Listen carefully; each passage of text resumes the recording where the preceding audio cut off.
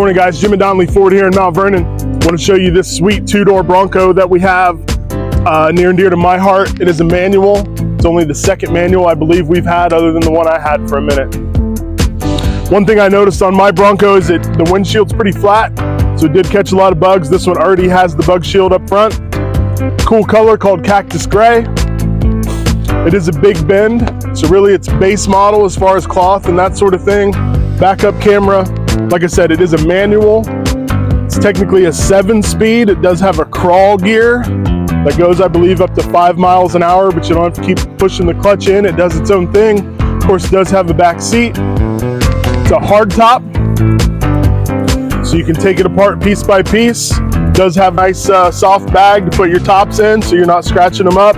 Of course, window pops up, plenty of room getting in and out. Speakers in the back on the roll bar. Does have a hitch, so a little bit of towing capability as well.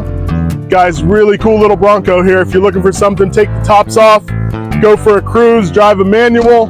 Really nice one. Come see us.